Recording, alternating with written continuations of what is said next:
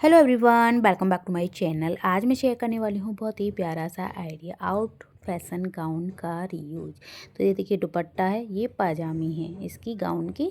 तो इनको तो कोई काम नहीं है, इनको हम फिलहाल साइड में रख देते हैं, काम पड़ेगा तो बाद में ले लेंगे। अब ये गाउन है तो इसको मैं सीधा कर लेती हूँ पहले। तो ये मेरे कस्टमर की गाउन है, इसमें से मुझे कुछ अलग बनाना है। तो देखिए मुझे टारगेट दिया गया है तो कि इसमें से कुछ अच्छा सा बनाओ बच्चे के लिए। अब मैं इसमें से बनाने वाली हूँ बच्चे के लिए लहंगा और चोली।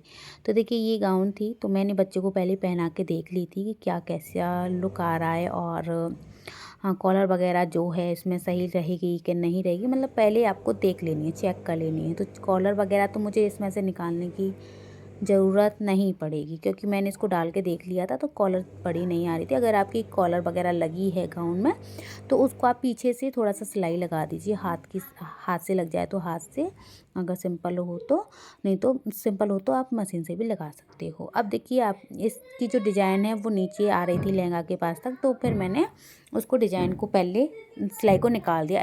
अब देखिए नीचे से तो कोई सिलाई में जाएगा नहीं पार्ट हमारा, तो 32 इंच इसकी जो लंबाई है उसमें हम केवल 1 इंच प्लस करेंगे क्योंकि हमने बच्चे का जो नापा है वो बिल्कुल फिट नापा है। जितना हमें लहंगा चाहिए उतना ही हमने नीचे लेते हुए नापा है, तो हमें ना ही इसमें घटाना है ना ही प्लस करना है, बस हमें सिलाई के लिए जोड़ना है इसमें। तो मतलब 32 इंच है तो 1 इंच हम ऊपर मतलब ऊपर के लिए ले लेंगे केवल इसमें। और हाँ अभी इसमें हमें बेल्ट भी जॉइंट करनी है, अलग से हम बेल्ट बनाएंगे तो उसके लिए भी हमें थोड़ा सा ध्यान देना है कि कितनी हम बेल्ट लगाने वाले हैं, कितना हम इसमें जॉइंट करने वाले हैं। तो करीब मैं इसमें 2 इंच की सी बेल्ट लगाऊंगी। वैसे हम इसको रखने वाले हैं 32 इंच का। अब 2 इंच की हमने बेल्ट लगा दी इसमें तो हो जाएगा बैक ये 30 इंच का। अब 1 इंच इसमें हमें सिलाई के लिए भी मार्जिन चाहिए तो 31 इंच पे हम इसको टोटल कट करेंगे और 2 इंच की इसमें हम बेल्ट बाद में लगा देंगे।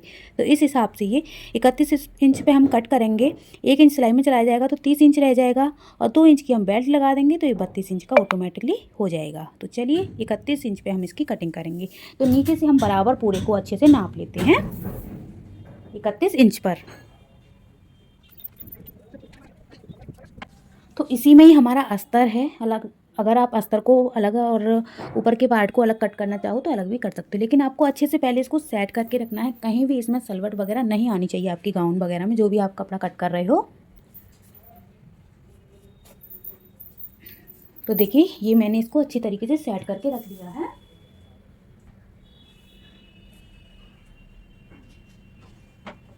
तो ये हमारे निशान इस तरीके से लग चुके हैं। अब मैं इसको शेप दे देती हूँ निशानों को।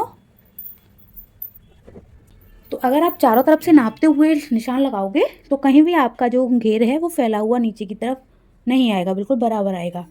तो अब इसकी हम कटिंग कर लेते हैं यहाँ से। ये हमारा घेर वाला पार्ट हो जाएगा, मतलब लहंगे वाला पार्ट हो जाएगा। ऊपर का जो हिस्सा है हम उसको ब्लाउज में कन्वर्ट कर देंगे बाद में।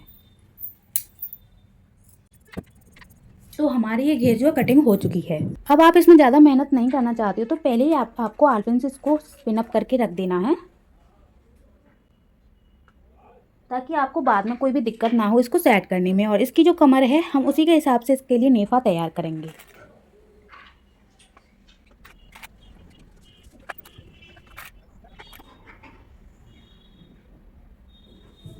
तो ये मैंने इसमें आलपिन इसीलिए लगाई हैं ताकि हम जब भी इसको अब उठाएंगे तो अस्तर और ऊपर का पार्ट एक साथ हमारा रहेगा, बार बार पे आपको सेट करने की ज़रूरत नहीं पड़ेगी। अगर आप इसको अभी ऐसे ही रख देते तो आपका शायद ये वाला पार्ट अलग हो जाए और वो वाला पार्ट आपका अलग हो जाए।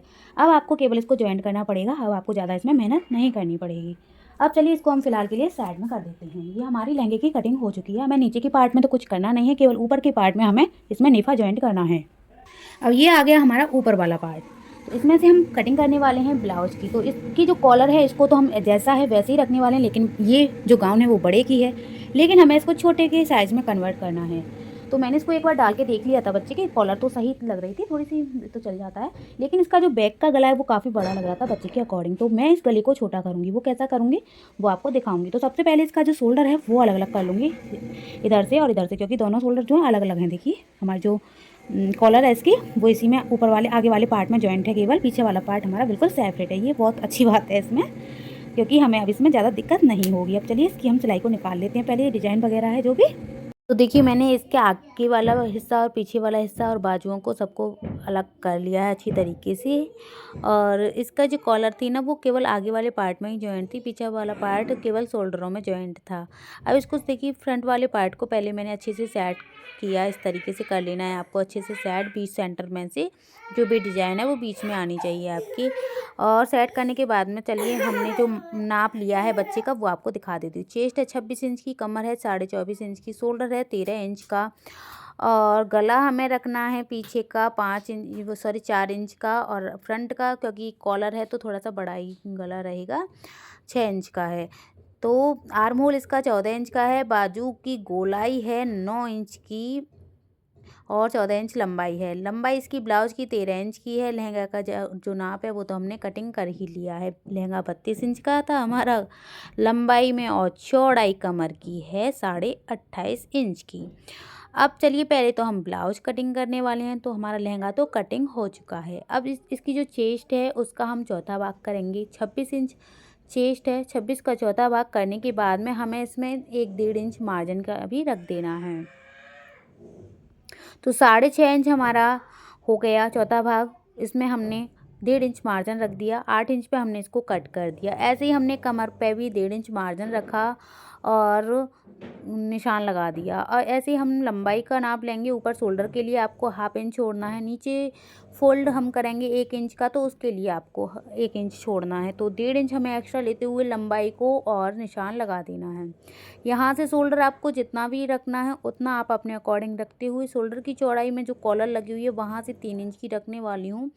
तो मतलब टोटल मिला के ये है कि आपको जितना भी नाप रखना है उतना आप अपने हिसाब से रख सकते हो। पहले आप बच्चे के नाप लीजिए अच्छे से। अगर आपको नाप लेना नहीं आता है तो आप मुझे कमेंट कर देना, मैं आप लोग को अगला वीडियो नाप लेने का भी बता दूंगी। अब हमने जो फ्रंट वाला पार्ट लिया था उसको हमने बैक वाले पार्ट के ऊपर सेट कर लिया, क्योंकि हमें बैक वाले पार्ट का गला भी छोटा करना है तो हमें नीचे से ही इसको सेट करना है। क्योंकि अगर आप ऊपर से सेट कर दोगे तो हमारा जो गला है वो हो जाएगा बड़ा, क्योंकि गला इसमें आ रहा है और गले को हमें छोटा करना है, करीब 4 इंच का सा ही करना है। अब ओपन है तो 4 इंच का तो कम से कम करना ही पड़ेगा।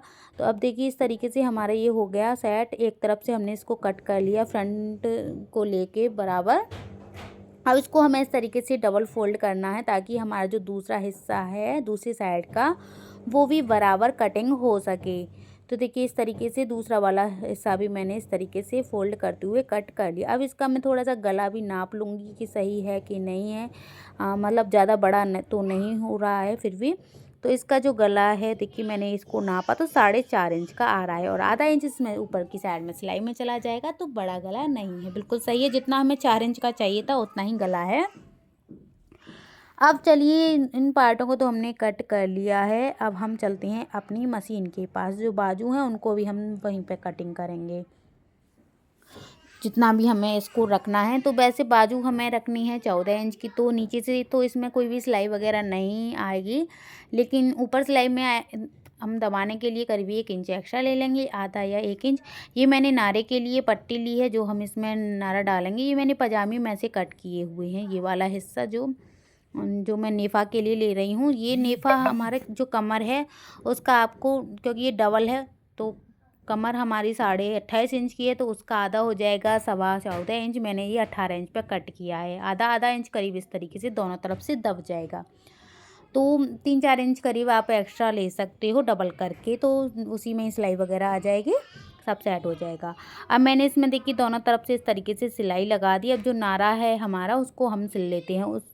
मैंने नारे के लिए इसमें 2 इंच का हिस्सा लिया है, 2 इंच कपड़ा कट करके, और ये हमने नारा बना के रेडी कर लिया है। तो हम लहंगे को रेडी करने के बाद में नारे को डालेंगे बाद में। अब देखिए हमने लहंगे पे पहले ही आलपन वगैरह सेट कर ली थी, तो अब हमें दिक्कत नहीं होगी इसमें सिलाई वगैरह लगाने में। अब जो हमने नेफा बना के रेडी किया हुआ है, ये मैंने नेफा की चौड़ाई 5 इंच की ली है, आप लोगों को बता दूँ। 5 इंच की चौड़ाई ली है, क्योंकि इसमें आधा आधा इंच दोनों तरफ दब जाएगा सिलाई में। तो 2 इंच के लिए हमने नेफ़ा के लिए रखा था, तो उस हिसाब से हमारा 2 इंच का बच जाएगा नेफ़ा, क्योंकि हम इसको डबल करके लगाते हैं। पहले एक तरफ से हम सिलाई लगाएंगे नेफ़ा पे, फिर हम फोल्ड करते हुए दूसरी तरफ से सिलाई लगाएंगे, ताकि हमारे जो लहंगे में फिनिशिंग आती है दोनों तरफ से बराबर तो भी आती है, इसीलिए। अब इसका हम बीच सेंटर निकालेंगे। अगर आपकी जो लहंगे की घेराई ज़्यादा है, घेर ज़्यादा है लहंगे का, तो आप उसमें चुन्नट मतलब चुन्नट वगैरह लगा के उसको वहीं की वहीं एडजस्ट कर सकते हो। तो इस लहंगे का भी थोड़ा सा घेर ज़्यादा था, तो मैंने जो नेफा लगाया है उसमें हल्की हल्की सी चुन्नटें थोड़ी थोड़ी, मतलब ज़्यादा नहीं था घेर। अगर आपका ज़्यादा घेर हो तो आप उसमें चुन्नटें डाल दीजिए वहीं की वहीं, आप मतलब बराबर बराबर दूरी पर, तो ये कवर हो जाएगा। इसी तरीके से मैंने भी कर दिया था, थोड़ी बहुत एक्स्ट्रा था जो लहंगे का जो घेर है वो, तो मैंने उसको चुन्नट में कवर कर दिया। तो इसी तरीके से आपको कर देना। अगर आप लहंगे के घेर को कटिंग कर दोगे तो लुक बिल्कुल भी बिगड़ जाएगा और ना ही लहंगे में घेर दिखेगा। तो सारा आपको उसी में ही एडजस्ट कर देना है। नेफा पे जब भी आप सिलाई लगाओगे, घेर को आपको पहले नाप लेना है, बीच सेंटर निकालना है दोनों तरफ का जब आपको सिलाई लगानी है। तो देखिए बीच सेंटर वगैरह निकालते हुए हमने नेफा को अच्छी तरीके से फिनिशिंग से सेट कर दिया है। अब आप इसमें पतली लेस लगाना चाहो तो पतली भी लगा सकते हो, अगर आपके पास पतली वाली है तो, लेकिन मेरे पास ये थी तो मैंने ये मैचिंग की लगा दी। तो मेरे पास मैचिंग की होती है तो मैं लगा देती हूँ कस्टमर के में, नहीं तो फिर मैं पतली वाली जो हूँ अभी आप लोगों को दिखाई थी ऐसी लगा देती हूँ। तो देखिए मैंने ये मैचिंग की लेस लगा दी है और ये हमारा देखिए बहुत ही प्यारा सा लहंगा बनके रेडी हो चुका है। अब चलिए इसको हम फ़िलहाल के लिए रख देते हैं साइड में। इसका हम फाइनल लुक अभी आप लोग को बाद में दिखाएंगे, इसमें नारा वगैरह डालने के बाद में, लटकन बनाने के बाद में। अब हम पहले ब्लाउज को रेडी कर लेते हैं। इसकी जो डिज़ाइन है काफ़ी नीचे तक आ रही थी, तो मैंने सोचा पहले इसको हम कट कर देते हैं। तो देखिए थोड़ी जो डिज़ाइन है उसी के अकॉर्डिंग मैं इसको कट करूँगी।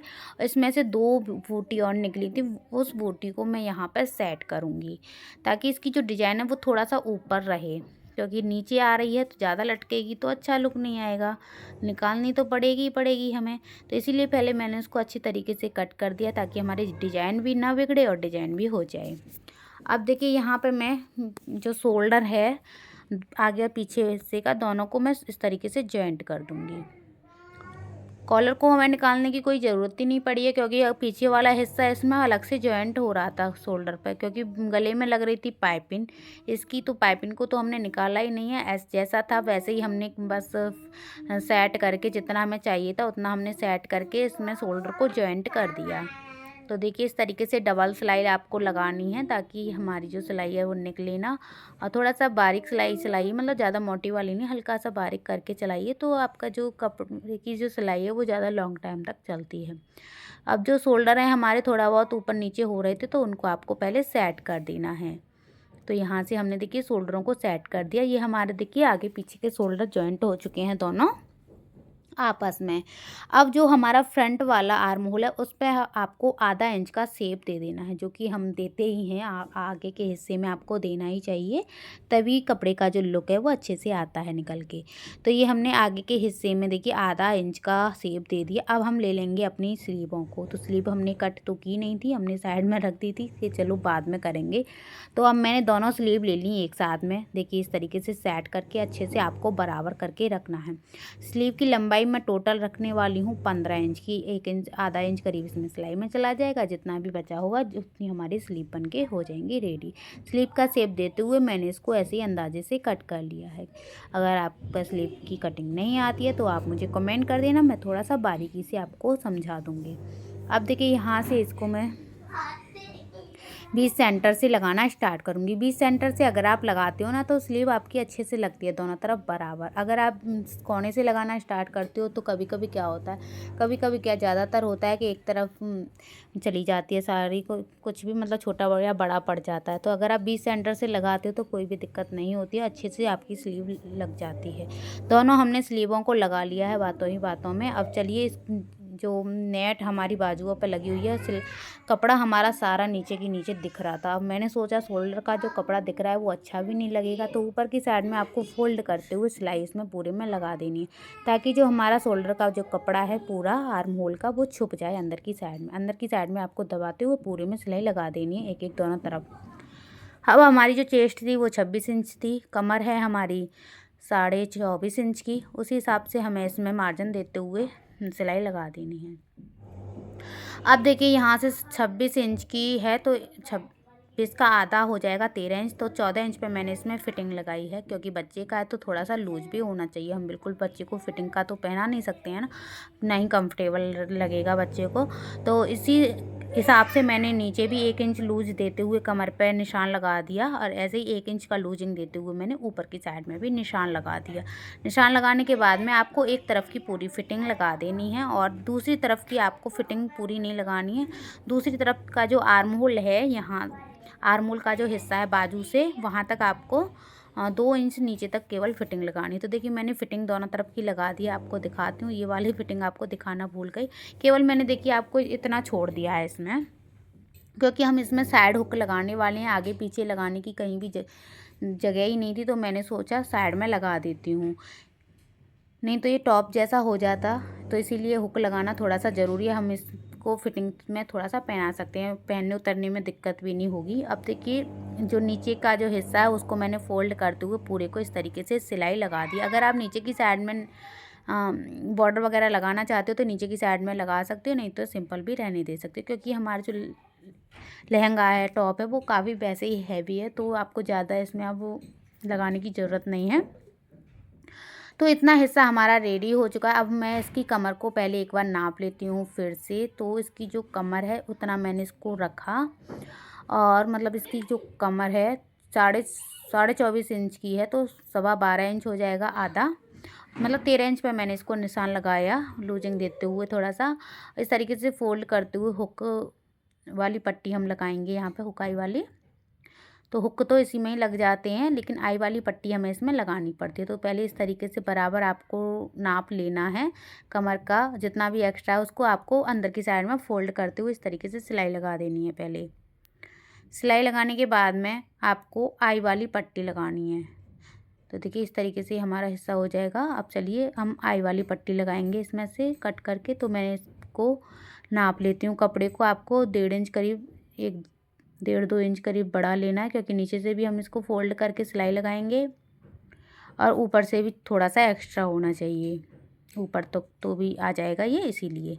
अब देखिए इस तरीके से मैंने इसको सिल दिया है, आई वाली पट्टी को बना लिया है पहले, और इसके साथ में मैं सेट कर दूँगी इसको। आप डबल कपड़ा लेके और नीचे से सिलाई लगा के अच्छे से सेट कर देना।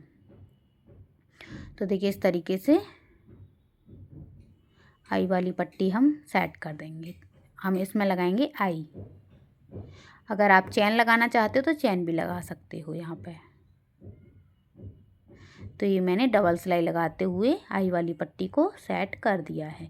तो इसमें हम हुक लगा देंगे जो दूसरी साइड है उसमें, और जो हमने पट्टी लगाई है उसमें हम आई बना देंगे। अब ये जो छोटा वाला जो निकला है डिजाइन बाजुओं पे निकला था, वो हम उस डिज़ाइन को निकाल के कट करके, जो हमने पहले ही कट कर ली है, और छोटी वाली डिज़ाइन को यहाँ पे अच्छे से सुई धागे की मदद से मैं इसको सिल दूँगी। तो देखिए हमारे लहंगे का फाइनल लुक रेडी है। अब चलिए इसको हम फाइनल दिखाते हैं कि किस तरीके से मैंने क्या क्या किया है। तो देखिए ये है हमारा लहंगा, कितना प्यारा सा लुक आया है, आप लोग देख सकते हो। आउट फैशन गाउन से हमारी ड्रेस बन के रेडी हो चुकी है। अब इसको 2-4 बार तो बच्चा पहन ही सकता है। ये हमने डबल लेयर में लटकन बनाए हैं लेस लगा के, और ये देखिए बैक का पार्ट है, ये हमारा फ्रंट का पार्ट है। घेर हमारा पूरा है, घेर में हमने कोई भी कटौती नहीं की है, क्योंकि हमें ज़रूरत ही नहीं थी तो कटौती क्या करेंगे। अब देखिए इसमें जो भी पैटर्न वगैरह लगे हुए थे वो तो मैंने ऐसे ही लगे रहने दिए, क्योंकि बहुत ही प्यारा सा लुक दे रहा था। लेकिन गाउन पहले अच्छी लग रही थी या फिर लहंगा अच्छा लग रहा था, ये आप लोग कमेंट करके ज़रूर बताना। लेकिन गाउन नहीं पिनती, लेकिन ये लहंगा पिन जाएगा, ये भी थोड़ा सा सोचना।